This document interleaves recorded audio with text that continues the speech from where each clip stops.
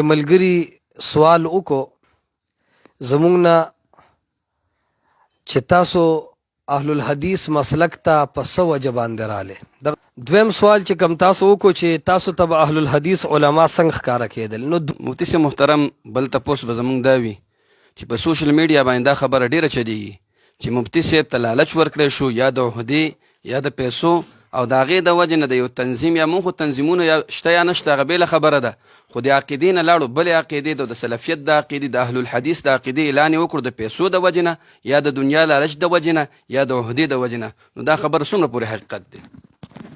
مفتي صاحب مخکې تاسو په بله عقیده کې وئ، اوس د اهل الحدیث عقیدې ته راغلې، څومره اطمینان او څومره سکون محسوس کوئ چې الله رب العالمین تاسو له درکړی کوم اطمینان په دې عقیده کې هغه د خپلو ملګرو ته لږ وضاحت وکړئ. مفتي صاحب محترم اخره کې د خپل ورونو ته یو پیغام، احناف ورونه چې دي، علما دي، طلبا دي، عوام ورونه دي، ټول ورونو ته ستاسو اخرنی پیغام به څه وي د هغوی ته؟ رسول الله اما بعد، ډېر د خوشحالۍ مقام دی او خاص کر زموږ استاذ دپاره نن موږ راغلي یو د مفتي صاحب حضرت علي رباني حفظه الله تعالی د هغوی سره ناست یو او په څنګ کې زموږ فضیلت الشیخ ابو محمد عبدالله السلفي حفظه الله هغوی هم ناست دي.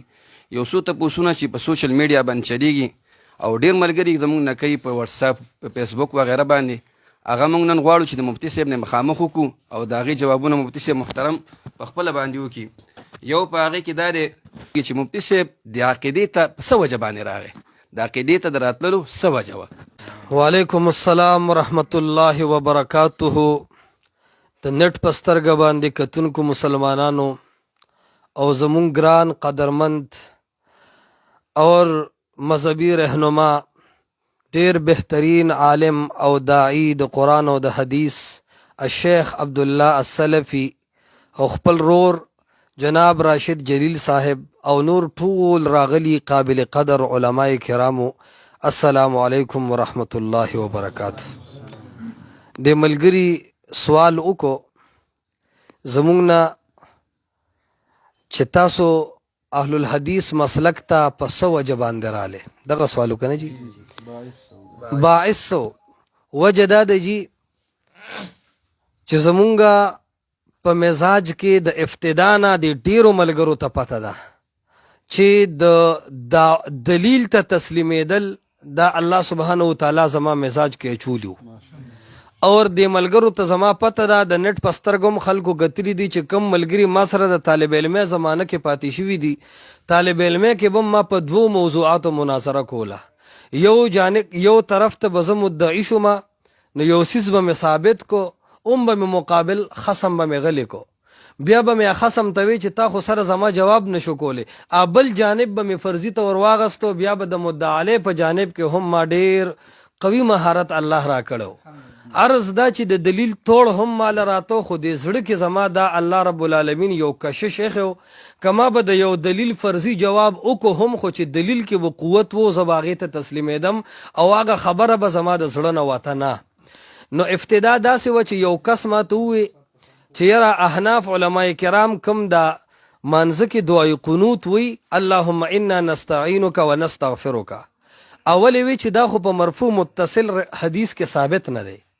دویمې دا وی چې دا کم الفاظ مونږ وایو د مصنف د ابن ابي شیبه ځینې وړو کتابونو کې کوي هم، نو الفاظ بدل کی، ځینې کې ان عذابک الجد دی، ځینې کې ونخضع ټکې دی، ځینې کې ونشکرک نشته، ځینې کې ونؤمن بک ونتوکل علیک نشته، خو څه ناڅه فرق به وي دا مونږ چې کوم وایو دا هېڅ کې نشته.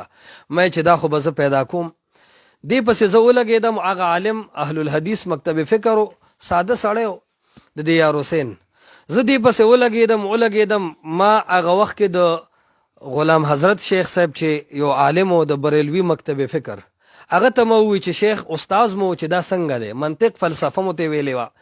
نو هغه ووی چې او دا خو مصنف د ابن ابي شیبه کې شته، مې قربان ماته وښیه چې وی خو مې جي دې کې خو ان عذابک الجد دی. بیا ووی چې جي دا په طحاوی شریف کې دی. نو ما خو چې طحاوی خو په باب د حدیث کې نشي پیش کولی، چلو هغې کې ونخضعو. بهرحال زما زړه کې یو ټچ کېناستو چې د خبره کې خو فیه ما فیه.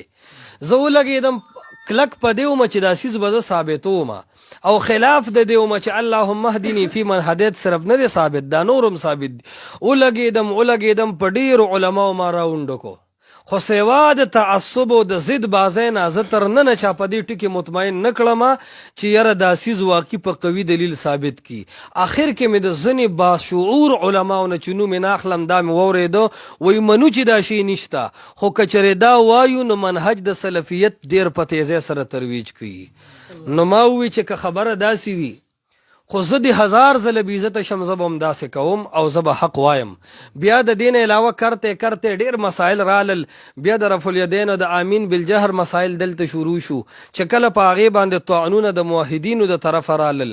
نو زه په دې خبره باندې پوه شم چې د آزاد مزاجۍ سره د الله کتاب او د محمد رسول الله صلی الله علیه وسلم احادیث زړورتیا سره بیانې او د غلامۍ نه ځان بچ کې او د رسول الله علیه السلام تابعداري کې، نو ما چې په دې ټولو تنظیمونو جماعتونو نظر واچو ځکه وخت مې پکې تیر کړو، صاحب البیت ادرا بما فيه، صاحب البیت ادرا بما فيه.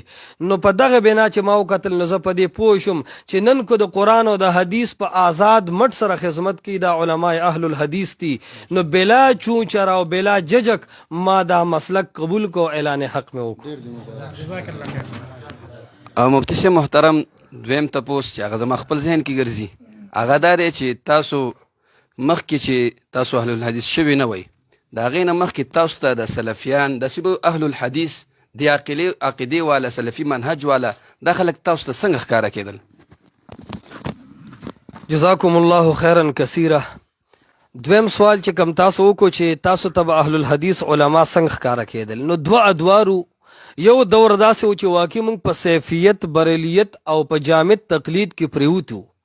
هغه وخت کې الله دې ما معاف کی، شیخ ناس دې الله ته جړاګو یم چې اهل الحدیث ما ته ډېر داسې کمزوري او ناکاره خلک ښکاره کېدل او د دې خلاف ما ډېرې بدې ویلې دي. ځینې وایس کلیف اوس هم خلکو سره شته، ځکه ما وی چې ګنې دا باطل پرست دي او دا د حق دشمنان دي العیاذ بالله.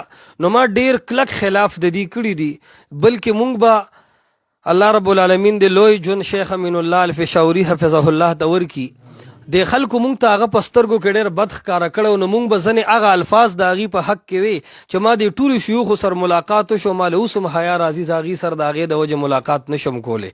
ځان له خبره ده چې هغه د نبوي اخلاقو یو نمونه ده. نو به هر حال اول دور خو هغه چې په مونږ جامد تقلید غالب نو دا به مونږ ته ډېر بد په نظر لګېدل. دویم هغه چې دا کم اشارات مې درکړل چې زما سناسه ضمیر دې طرف ته روان شو چې د خلکو سره باب د دلیل د دې ډېر مضبوط دی. نو چې کله عنابت مونږ کې شروع شو نو بېشکه چې زه دیوبندیت، حنفیت او اشاعت کې وم، خو بیا مې تقریبا تر ډېر حده لوی قدر کړی دی د دې خلکو او زړه کې مې ویلي دي چې دا زمونږ نه هم ښه دي، په دلیل زمونږ نه هم مضبوط دي، خو دا زمونږ کمزوري دی چې علی الاعلان دی سره نه کیږو. نو دی وجنه دا دوه ادوارو، یو دور داسې و چې ما به ډېر سخت بد کتل دي ته، دویم دور قربان داسې و چې کله مونږ کې عنابت پیدا شو نو زړه کې به مې وی چې یا رب العالمین ما ته د دې خلقو صحبت نصیب کړي. جزاکم الله خیرا. مفتی صاحب محترم، بل تپوس به زمونږ دا وي چې په سوشل میډیا باندې دا خبره ډېره چلیږي چې مفتی صاحب ته لالچ ورکړی شو یا د عهدې یا د پیسو او د هغې د وجې نه د یو تنظیم یا مونږ خو تنظیمونه یا شته یا نشته هغه بېله خبره ده، خو د عقیدې نه لاړو بلې عقیدې ته، د سلفیت د عقیدې، د اهل الحدیث د عقیدې اعلان یې وکړو د پیسو د وجې نه یا د دنیا لالچ د وجې نه یا د عهدې د وجې نه. نو دا خبره څومره پورې حقیقت دی؟ جزاکم الله خیره. یو دا سوال زما په حق کې وکړو او دا به شاید د ډېرو ملګرو وي او ډېر ښه وه چې دا وشو ځکه دا مخکې چا کړی هم نه.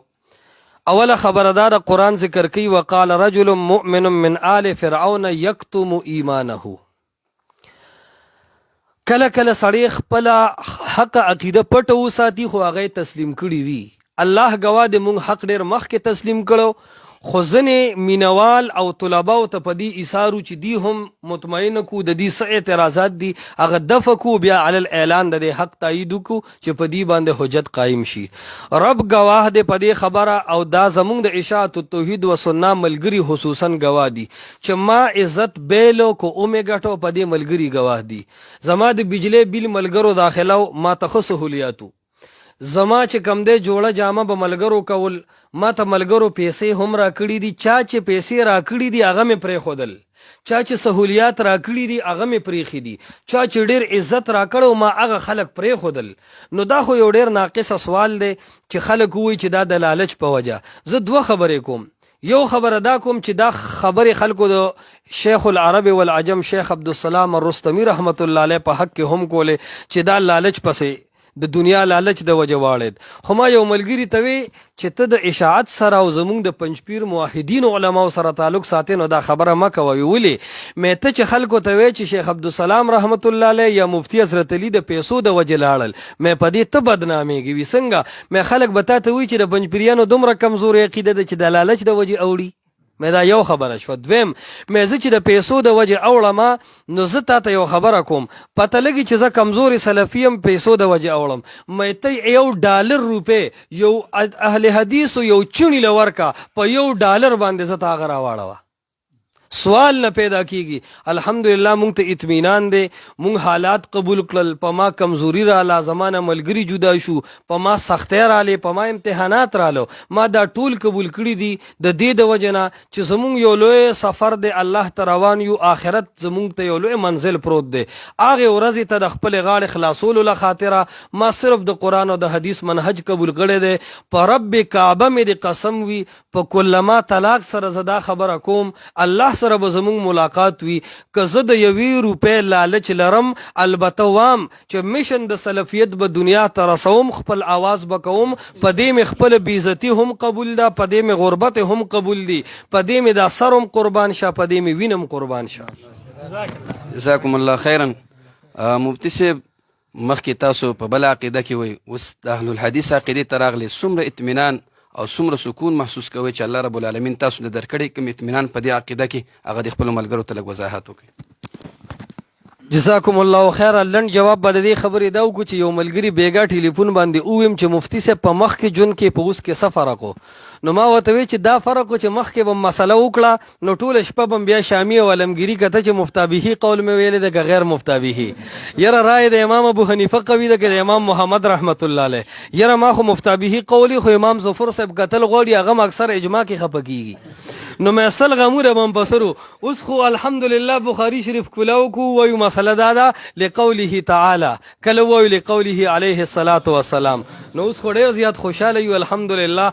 بس قرآن او حدیث وایو که یو سړی په قرآن حدیث اعتراض لري نو دین سره کار نشته، او که په قرآن حدیث ورته اطمینان ملاویږي نو بس مونږ وایو دکه مسلمانی ده. نو الحمدلله ډېر خوشحاله یو، ډېر مطمئن یو. مخکې په دې وجه مطمئن وو چې حق نو معلوم نو خپل څیز راته حق ښکارېده. اوس خو اطمینان ډېر قوي دی چې د الله د کتاب او د محمد مصطفی د احادیثو داعی شوم نو ډېر د الله نه خوشحاله یم. مفتی صاحب محترم، اخره کې د خپلو ورونو ته یو پیغام، احناف ورونه چې دي، علما دي، طلبا دي، عوام ورونه دي، ټول ورونو ته ستاسو اخرنی پیغام به څه وي د هغوی ته؟ جزاکم الله خیره. د ملګري د آخري پیغام متعلق وی نو زه وایم چې دنیا کې خو 95% خلک داسې دي چې هغه هر خبره د منفي انداز او نیگیټیو فهلو هغې ته ورکوي. خو زما تمامو مسلمانانو خپلو پردو ته انشاءالله پردي زمانې هیڅوک نشته. کم خلک که زمونږ د عقیدې خلاف دي نو زه هغې مثال د مریضانو ګڼم. ډاکټر په دې واټ کې مریضانو سره ډېره زیاته ګزاره کوي ځکه ډاکټر ته پته چې دا بیمار دی. نو د خپلو ملګرو نه په هغې ځکه ذات زیات خفه کېږم چې دغه بیماري ما هم تېره کړې ده. دغې بیمارۍ کې د سړي واقعي هوش کمزوري وي. دغې بیمارۍ کې سړی واقعي چې کم ورله علاج کوي هغه ورته لوی دشمن ښکاري. خو بیا هم زه مسلمانانو ته وایم چې ډله بازي، بغض او حسد او ضد او عناد پرېږدو. د ټولو نه اول هغه لوی آخرت چې زمونږ سفر دی، 2 ورځې ژوند نه د علماو، اکثر علماو ژوندونه حساس شوي دي. په کار دا دی چې هغه رب ته روان یو، هغه معامله صفا کو. هغه معامله صفا کېږي د الله په کتاب او د محمد رسول الله صلی الله علیه وسلم په احادیثو. ټولو مینوالو ته وایم د امام ابو حنیفه رحمت الله علیه عزت په خپل ځای زمونږ د سر تاج دی. د امام شافعي رحمت الله علیه، امام مالک، امام احمد بن حنبل، څومره ائمه مجتهدین علما تیر شوي دي، که د دیوبند علما دي، که د جماعت اشاعت التوحید و سنه علما دي، که هر مکتب فکر دي، زوام زمونږ د سر ګلونه دي، زمونږ تاجونه دي. لیکن دی پر الله او په الله رسول باندې حاکمان نه دي. د الله او د الله رسول صلی الله علیه وسلم په دې باندې حاکم دی. د دې ټولو قدر وکړئ خو ومنئ الله او د الله د پیغمبر صلی الله علیه وسلم خبره. ان شاء الله دا به زمونږ د آخرت د سمیدوم سبب ګرځي. الله سبحانه وتعالی د تمام مینوال اوریدونکي د قرآن او د حدیث په منهج باندې روان کی او الله دې زموږ د سینو نه بغض او حسد وباسي. محترمو کتونکو، مونږ خوا کې ناس فضیلت الشیخ ابو محمد عبدالله سلفي، هغوی نه هم غواړو چې یو څو خبرې زموږ اوریدونکو ته هغه وړاندې کړي. نه تاسو هم څه خبرې وکړئ. بسم الله الرحمن الرحیم. د ټولو ناول زه خپل ګران او قدرمن رور مفتی حضرت علی ربانی حفظه الله ته مبارکي ورکوم. په دې خبره مبارکي لکه څنګه چې دوی په خپله مو فرمایل چې دوی قرآن او د حدیث هغه منهج راښکاره ک تعلق یې مخکې نه انشاءالله چې وو، خو خبره یې راښکاره کړه، وضاحت یې وکړه او انشاءالله دوی به د ډېرو خلکو دپاره په دې لاره کې یو رڼا جوړه شي او د ډېرو خلکو دپاره به انشاءالله دوی یو مثال جوړ شي. زه دته بله مبارکي دا ورکوم چې تاسو الله رب العالمین د شیخ عبدالسلام رستمی رحمت الله علیه سره په هغه پوړیو کې ودرولئ، اگر چې د هغوی مقام اوچت دی، خو انشاءالله په هغه لاره باندې تاسو مزل شروع کو او د هغوی په قدم مقدم کېښودو، لکه څنګه چې الله رب العالمین هغه ځلولی و دنیا ته، داسې به تاسو مو ځلئ. هغوی په مشکلاتو په تکلیفونو کې رالل، قرآن او سنت قبول که او د دنیا لکه تاسو چې ویلې د هغوی نه ټول سهولتونه واغستلی شو، مشکلات پرې راغلل، تکلیفونه پرې راغلل، دا د دې حق سره تړلي دي. نو دا زموږ د طرفه د مبارکي د تاسو ته او ټولو مسلمانانو ته. عزتمندو مفتی صاحب ډېرې خوږې خبرې وکړلې، نه په دې کې څه لالچ شته دی. مفتی صاحب خو دې اوس د الله شکر ادا کړي او الحمدلله دې ووایي چې عقیدې ښکاره کړې ده او لاره کې اوس موږ له ملګري راله طلبا و د اټک نه راغلي وو. داسې وختو شیخ عبدالعزیز نورستاني حفظه الله دا قصه کوي، یعنې مړم نه دی ژوندی دی او د لږ وخت خبره ده چې په دیر کې یو اهل حدیث پیدا شو، موږ خبر شو او د دې ځینه د پېښور نه موږ روان شو، لاړو دیر ته چې دیر کې اهل حدیث ملګری پیدا شوی دی. اوس خو الحمدلله د الله په تاسو احسان دی چې ستاسو د اعلان سره ستاسو څومره استقبال په سوشل میډیا وشو. په یورپ کې په بهر ملکونو کې ډیرو ملګرو ما سره د بهر نه رابطې وکړې ستاسو په باره کې او دلته م انشاءالله موږ او تاسو ورونه یو او اشاعت التوحید والسنه چې پنځپیر والا دي. زه د هغوی په باره کې د یو خبره کوم چې موږ او دوی ورونه یو، په عقیده کې موږ او دوی سره یو د توحید په باره کې انشاءالله. زموږ یو ملګری دی اهل حدیث شوی دی، هغه دا خبره کوي، وای ما ته چا ویل چې ته ولې اهل حدیث شوې؟ ما ورته ویل زه شیخ القرآن مولانا محمد طاهر رحمت الله علیه اهل حدیث کړی. وای خلکو راته ویل هغه څنګه؟ وای هغه سره ما 15 کاله که 100 کاله یادې دومره درس ویلی او هر درس کې به شیخ القرآن د پنځپیر رحمه الله ویلی کتاب و سنت، کتاب و سنت، کتاب و سنت. نو کتاب هم هلته زده که چې تفسیرو او سنت هم د اهل حدیثو نه زده که. نو مفتی صاحب د عقیدې ته راغی، دوی د دې نه مخکې په صفیت کې یعنی بریلیت کې وخت تېر کړی، بیا اشاعت ته راله، احناف حنفیان شو، دیوبندیت سره یې تعلق و. اوس د آخري پوړی ده. زموږ یو بل ملګری دی وفات شوی دی، اجي صاحب علیم سید رحمه الله، کورنۍ ډېره ښه کورنۍ د بچو کې نوسو کې علما شته دی. هغه همداسې مختلف ادوار په هغه باندې تیر شو. نو هغه دا خبره کړم ده یو ځای کې یو لیکلم کړي دي چې زه مخکې بریلی وم، بیا د هغې نه وروستو زه چې دی تبلیغي شوم، بیا اشاعت ته لاړم، پنځپیری شوم، د هغې نه وروستو اهل حدیث شوم. نو چا ورته ویل دې نه پس به کم خوځې؟ موږ هم مفتي صاحب ته وایو چې دې نه پس به صحیح. نو هغه وایي اهل حدیث توب ته چې څوک راشي د دې مثال د مینوړی دی. په دې کراچۍ کې سمندر دی، موږ لیدلی دی، بعضې ملګرو به لیدلی. نو هلته چې لاړ شي هغه ځای ته مینوړه وایي چې اخوا وګورې ټولې اوبه دي، بیا اخوا نور څه نشته. نو ویل په دې نورو کې اخوا څه ښکاره کېدل، خو چې اهل حدیث توب ته رالی بس سوچه قرآن او حدیث دی، نه اخوا ډله شته، نه د دې نه افضل جماعت شته، نه د دې نه غوره فرقه شته دی او نه د دې نه غوره مسلک شته، بس دا اخري سټاپ دی انشاءالله. نو موږ به د الله رب العالمین نه غواړو چې موږ تاسو ته په دې عقیده استقامت را نصیب کړي. مفتی صاحب ته دا وایو خبرې به هم درپسې کېږي، پروپیګنډې به هم کېږي، محمد رسول الله صلی الله علیه وسلم ته ګوره ساحر دروغجن او لیونی مجنون یو عقلمند انسان ته خلک لیونی وي په دې لارو کې موږ باندې داسې وخت تیر شوی دی جیلونه هم پکې برداشت کړه جیلونو ته لاړلو په لاره کې به روانو ماشومانو به راپسې اواز وکړي وابي روان دی یو مشر سړي پسې یو ماشوم اواز کوي خو دا ټول به د الله دپاره برداشت کوو انشاءالله الله به دلته یو مرکز جوړی او الله رب العالمین به د دې ځای نه د دین یو چینه روانوي او ستاسو به په هغې کې حصه وي او تاسو به د هغې مشران او ستاسو په ذریعه به الله دې امت ته خیر خوری زه ټولو خپلو حنفي ورونو ته او علماو ټولو ته دا یو پیغام ورکوم چې و زما ورونو موږ او تاسو ټول مسلمانان یو لکه څرنګه تاسو نظر واچوئ خیر دی سوچ وکئ زموږ د عقیدې ته بریلیانو نه خلک راغلي دي د شیعګانو نه راغلي دي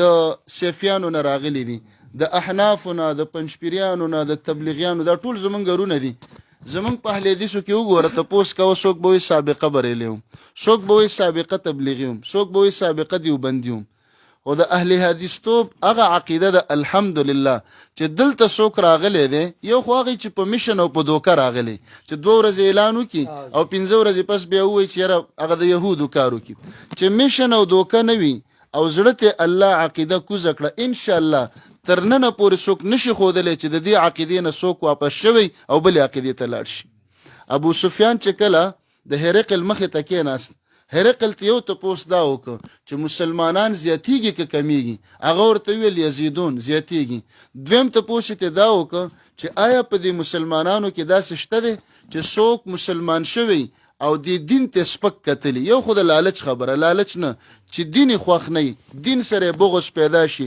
او واپس شي مرتد شي ویلا تر اوسه پورې داسې نه دي شوي نو دا عقیده الحمدلله همغه عقیده ده د قرآن او د سنت د دې نه اخوا نور څه نشته بس دقه کامله مکمله عقیده ده ټولو مسلمانانو ته موږ وایو د دې یو خبرې وضاحت بلم کوم مفتي صاحب نه کومې فرقې له راغلی دی نه کوم تنظیم له راغلی دی نه کومې پالټۍ له راغلی دی نه موږ درته دا وایو چې زموږ دا انتخابي نشان دی او تا به ودرو د خیره سره وټونو ته نه زموږ کومه جنډه شته دی مفتي صاحب راغلی دی قرآن او حدیث له خلک یې پسې پیژني په اهل حدیثو باندې د اهل حدیث نوم زموږ یو پهچان دی نور قرآن او حدیث زمونږ د دې ټولو مسلمانانو شریک دي نو ټولو مسلمانانو ته وایو چې دې عقیدې ته راشئ قرآن او سنت ومنئ امام عالم مولوي صاحب شیخ صاحب مفتی صاحب د دوی خبرې به د قرآن او د حدیث سره تلو که برابر یو صحیح وي منو به که نه وي بشر دي انسانان دي خطا شوي دي دعا به ورته کوو چې الله دې وبخي نو مفتی صاحب الله رب العالمین د استقامت درکړي او والدینو ته دي ورونو ته دي الله رب العالمین اوږد عمر ور نصیب کا او الله دې دا خوشحالۍ ستاسو بار بار نصیب کړي وجزاکم الله خیرا مبارک